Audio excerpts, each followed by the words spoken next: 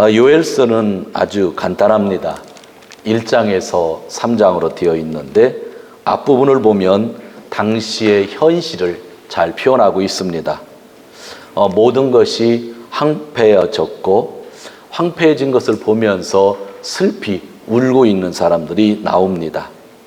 우리 1장 19절에서 20절 1장 19절에서 20절 제가 읽겠습니다.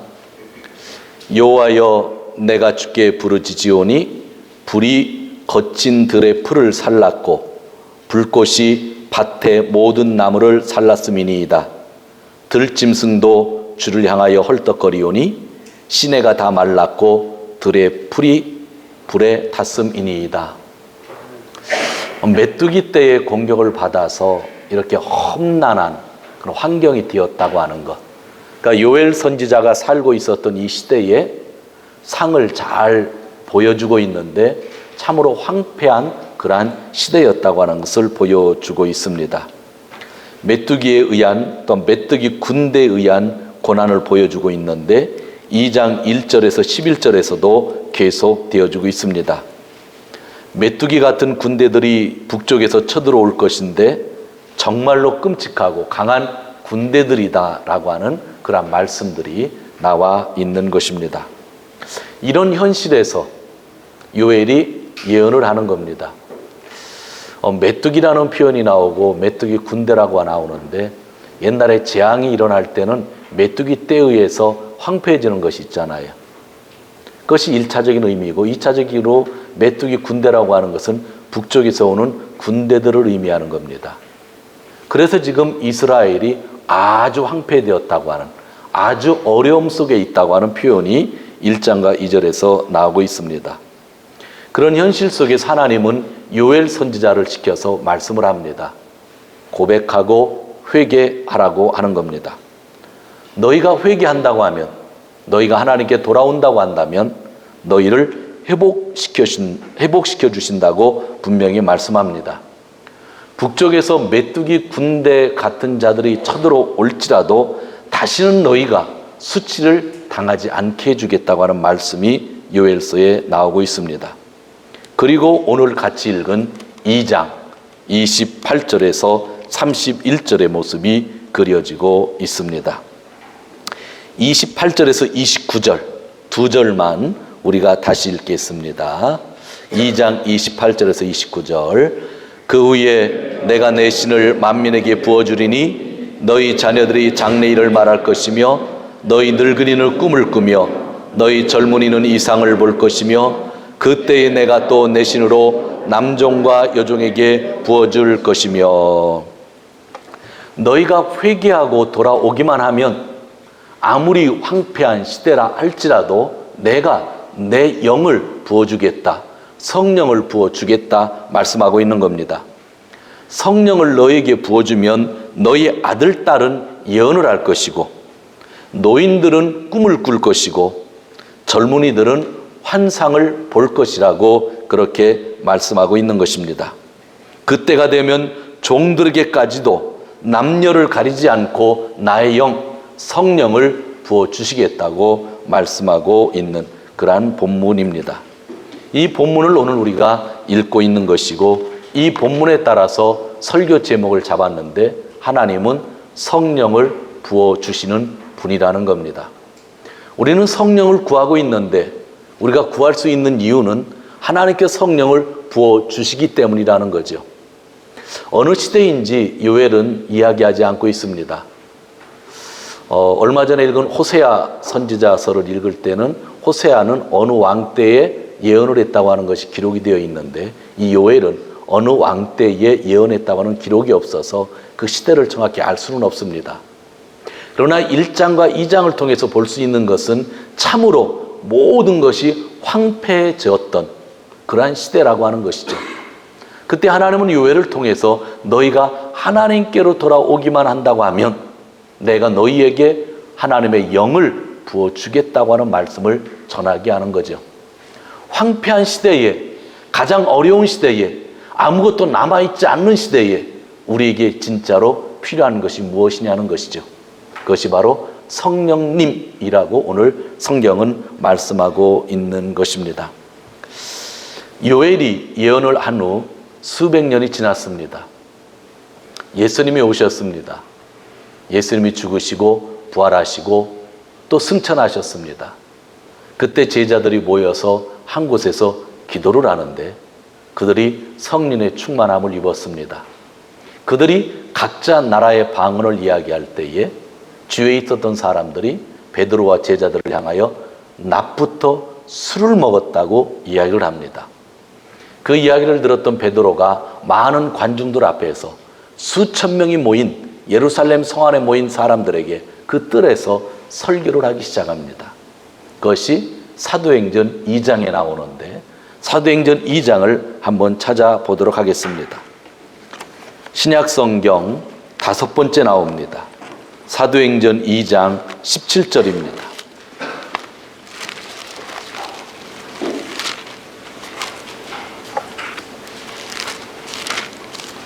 사도행전 2장 17절 그래서 21절인데 제가 읽도록 하겠습니다. 사도행전 2장 17절에서 21절을 제가 읽습니다. 하나님이 가라사대 말세에 내가 내 영으로 모든 육체에게 부어주리니 너희 자녀들은 예언할 것이요 너희 젊은이들은 환상을 보고 너희의 늙은이들은 꿈을 꾸리라. 그때에 내가 내 영으로 내 남종과 여종들에게 부어주리니 저희가 예언할 것이요 또 내가 위로 하늘에서는 기사와 아래로 땅에서는 징조를 베푸리니 곧 피와 불과 연기로다. 주의 크고 영원하온 날이 이르기 전에 해가 변하여 어두워지고 달이 변하여 피가 되리라. 누구든지 주의 이름을 부르는 자는 구원을 얻으리라 하였느니라. 아멘. 오늘 우리는 요엘서의 본문을 보고 있는데 이스라엘 땅이 가장 황폐하게 되었을 때 하나님이 너희가 나에게 돌아오기만 한다면 내가 내 영을 부어주겠다고 약속하신 말씀을 읽고 있는데 수백 년이 지나서 베드로가 사람들에게 설교를 할 때에 이 본문을 가지고 설교를 하는 겁니다. 우리는 술에 취한 것이 아니라 요엘 선지자를 통하여 수백 년 전에 약속되었던 하나님의 영, 성령을 받아서 우리가 방언을 하면서 여러분들에게 설교하고 있다고 하는 것을 분명히 하고 있는 겁니다. 요엘서가 강조하고 있었던 것 여러 가지 있지만 말세에 하나님의 영을 부어주신다고 하는 것이었고 수백 년 후에 사도행전에서 베드로는 그 예언에 따라서 나는 성령을 받고 설교를 한다고 말씀하고 있었다고 한다면 오늘 우리가 이 험악한 세상을 살 때에 우리에게 가장 필요한 것이 무엇이냐는 것이죠. 바로 하나님이 부어주시는 성령이 지금 나에게 여러분에게 가장 필요하다고 하는 것이죠. 내 힘으로 사는 것이 아니라 하나님의 영을 가지고 사는 것, 그것이 크리스찬이라고 오늘 성경은 분명히 말씀하고 있는 것입니다.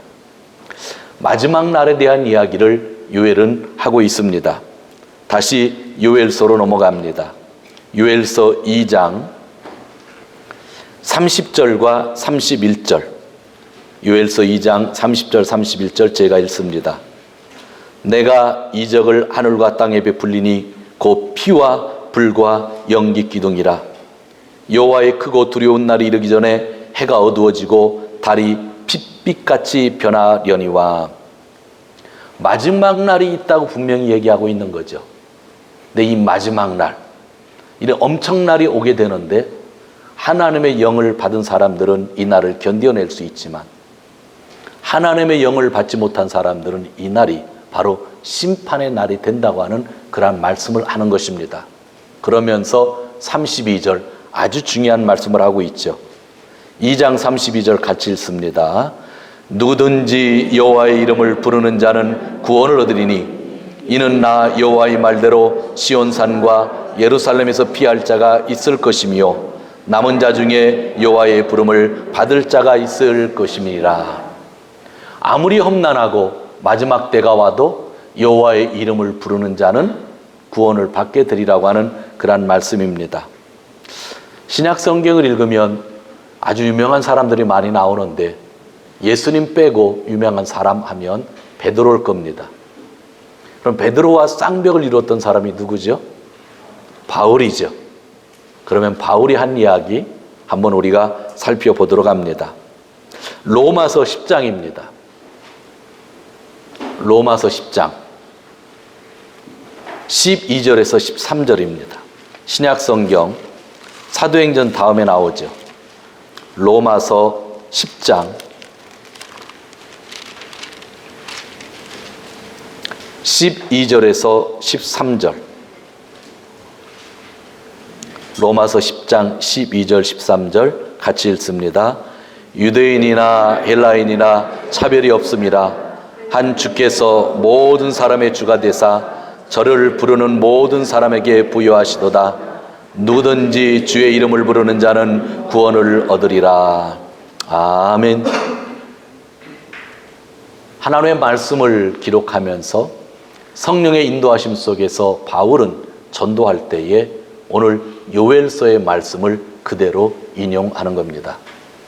너희가 사는 시대가 참으로 희망이 없고 황폐되고 황제 숭배를 해야 되는 그러한 상황일지 모르지만, 그러나 마지막 때가 가까이 왔으니까 너희에게 필요한 것은 주의 이름을 부르는 거라는 거예요. 아무리 험난한 시대이고 아무리 핍박하는 사람이 많이 있고 메뚜기 같은 군대가 있다 할지라도 수백 년 전에 요엘이 예언했던 것처럼 지금도 너희가 주의 이름을 부르면 구원을 받게 된다고 말씀을 하고 있는 겁니다. 요엘서 대단하죠. 베드로도 수백 년 후에 그것을 인용했고 사도 바울도 수백 년 후에 그것을 인용하면서 오늘 우리에게 하나님의 말씀을 주셨다고 하면 요엘서를 읽는 우리들 오늘 마음에 두 가지를 담아야 되죠. 가장 험난한 때에 우리에게 필요한 것은 하나님의 영이라는 것, 하나님께서 말세에 영을 부어주신다고 하는 것, 그리고 가장 험난한 시대에 우리가 구원받기 위해서는 주의 이름을 불어야 된다고 하는 그러한 이야기입니다. 요엘이 무슨 뜻인지 아세요? 히브리어로 요엘. 너무 재밌어요. 제가 여기 엘이 하나님이라는 뜻이라고 한 것은 기억하죠? 요엘은요, 여호와 하나님이라는 뜻이에요. 야훼 하나님. 야훼 하나님을 부르는 자는 구원을 얻으리라. 신약 성경은 그 주 야훼를 누구라고 그랬어요? 예수님이라고 말씀하셨습니다. 그러면 오늘 하나님께서 우리에게 왜 성령을, 하나님의 영을 부어 주시고 계실까요?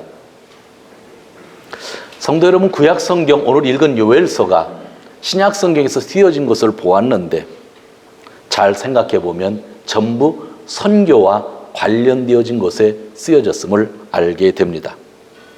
사도 바울은 전도하면서 주의 이름을 불러야 한다고 할 때에 요엘서를 썼고, 베드로도 군중 앞에서 전도할 때에 요엘서의 말씀을 사용하였다고 하는 것입니다. 참으로 어려운 현실 속에 있는 사람들마다 필요한 것은 성령인데, 그 현실에서 구원받기 위해서 주의 이름을 불러야만 하는데, 요엘 즉 야훼는 하나님이라고 우리가 불러야만 하는데, 이 말씀이 선교의 현장에서 주어졌다고 하는 것입니다.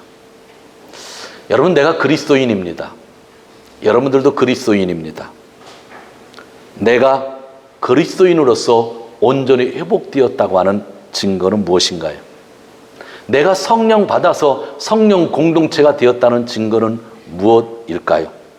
내가 주의 이름을 불러서 구원받았다고 하는 증거는 어디에 있는 것일까요? 오늘 베드로를 통해서, 바울을 통해서, 신약 성경을 통해서 심플하게 발견할 수 있는 것 한 가지가 있습니다. 내가 회복된 그리스도인이라는 증거는 선교와 전도 활동 안에 내가 있을 때라고 하는 것입니다. 요엘서의 말씀이 선교의 현장에서 쓰여졌다고 한다면, 오늘 우리가 하나님의 영이 필요하고 주의 이름을 부르는 것이 당연하다고 생각하면 그런 사람들일수록 선교의 현장 속에 있어야 된다는 거죠. 우리 교회는 선교의 현장 속에 있는 모임입니다.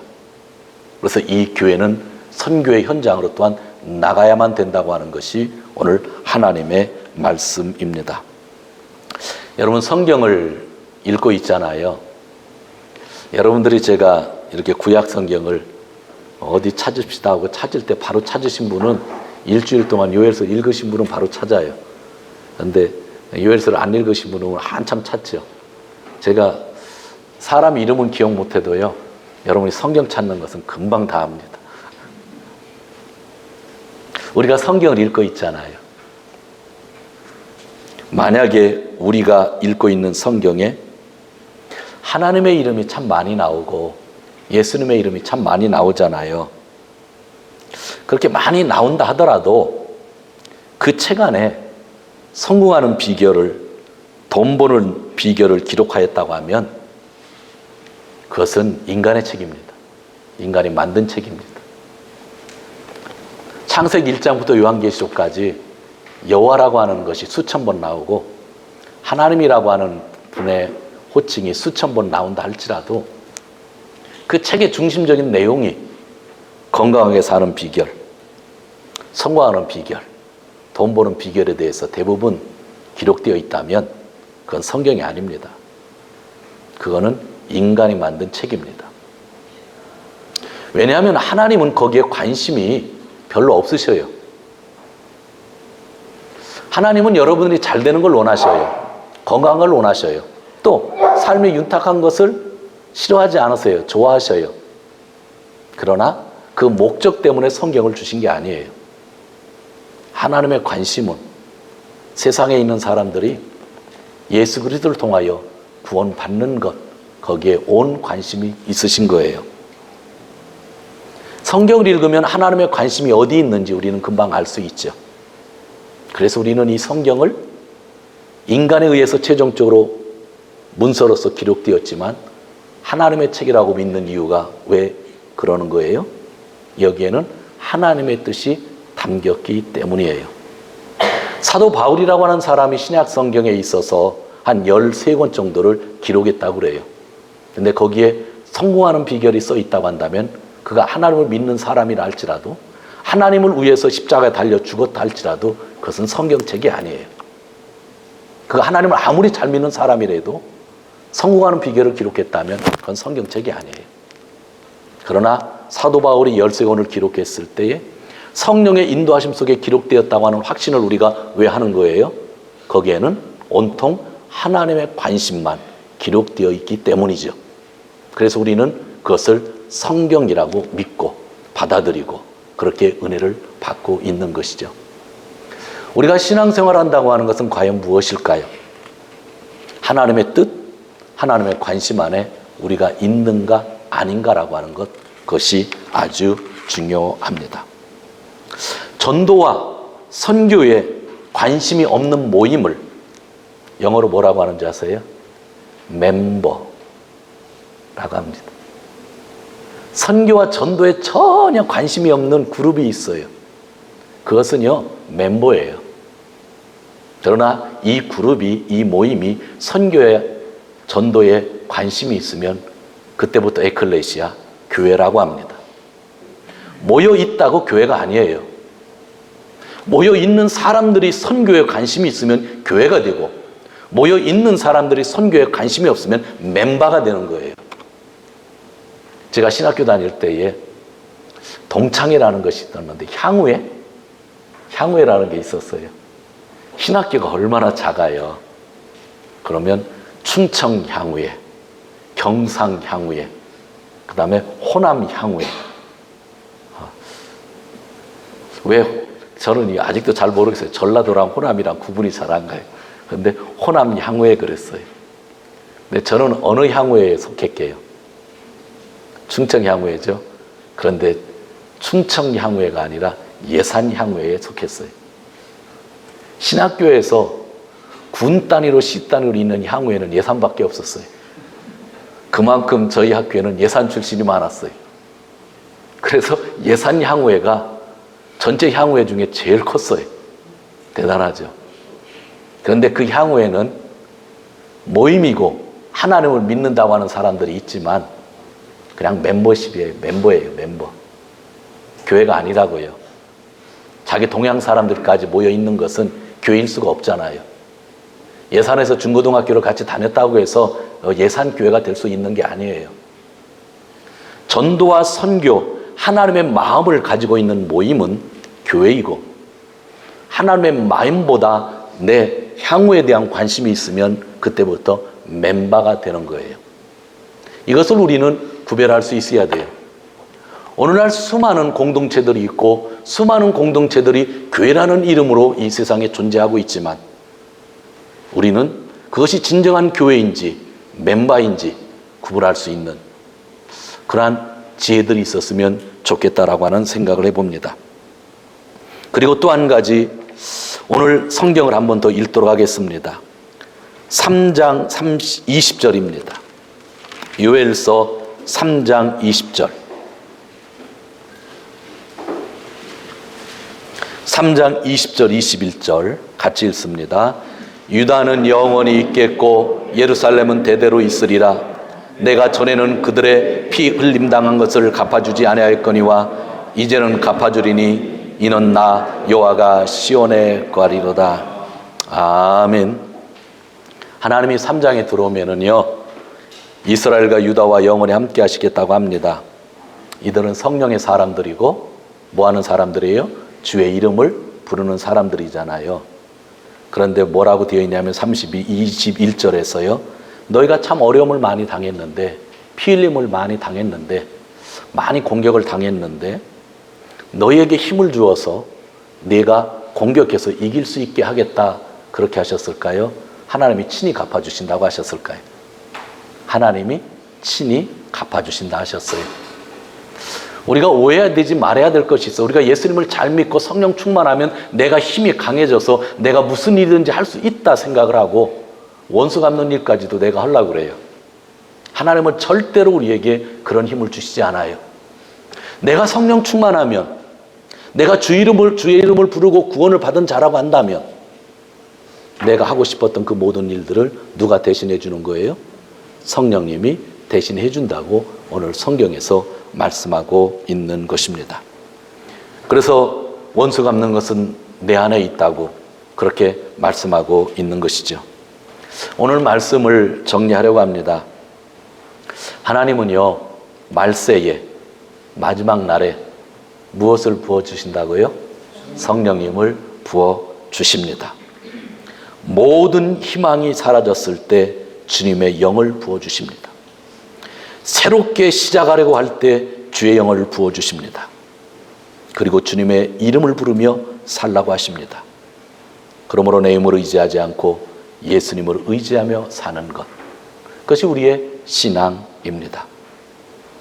성도 여러분, 우리 인간에게 최고의 선물은 성령입니다. 마지막 날이 가까이 올수록 성령이 더더욱 필요합니다.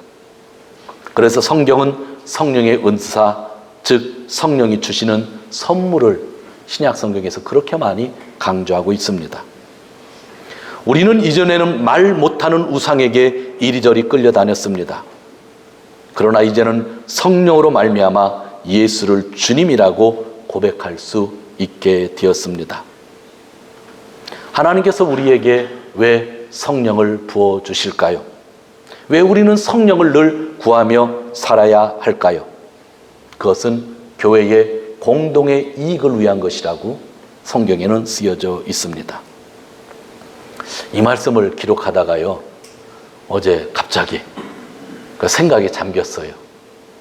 고린도전서를 읽으면 하나님이 우리에게 성령을 주시고 성령의 선물들을 주신 것은 교회의 공동의 이익을 위한 것이다 라고 그렇게 기록되어 있거든요. 평소에는 생각 안 했는데 어제 갑자기 생각을 많이 했어요. 내가 성령을 받지 않으면 이 공동체에게 유익이 돼요, 안 돼요? 안 되죠. 갑자기 그 말씀이 생각났어요.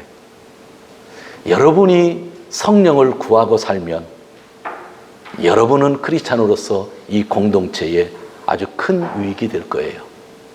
그러나 여러분이 성령을 구하지 않으면 이 공동체에게 별다른 유익이 되지 않는다고 하는 것.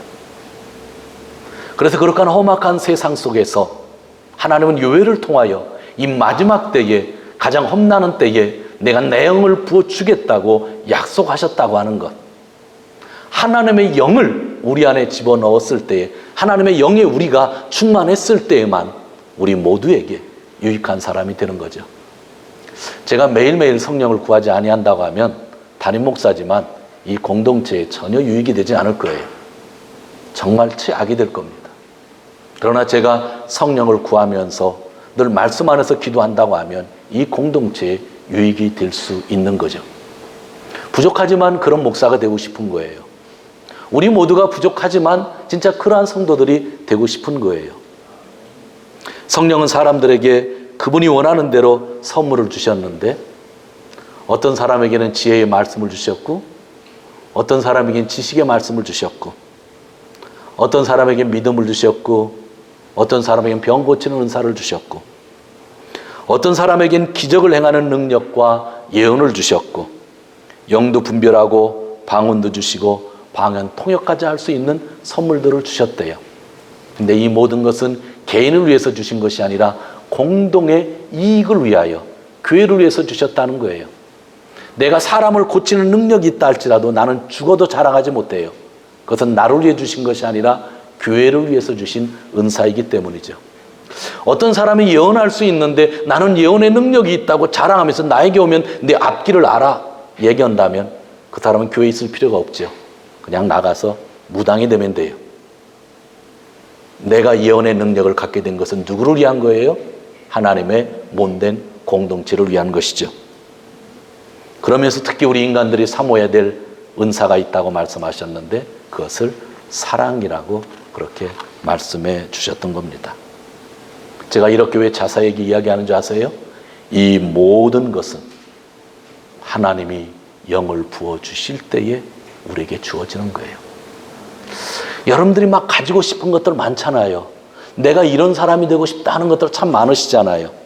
사랑이 넘치는 사람이 되고 싶다, 기쁨이 넘치는 사람이 되고 싶다, 평화의 사람이 되고 싶다, 인내하고 싶다, 친절하고 싶다, 선하게 살고 싶다, 신실하게 살고 싶다, 온유하게 살고 싶다, 절제하고 살고 싶다. 여러분 이런 생각 많이 가져보셨을 거예요. 근데 이게 성령의 열매거든요.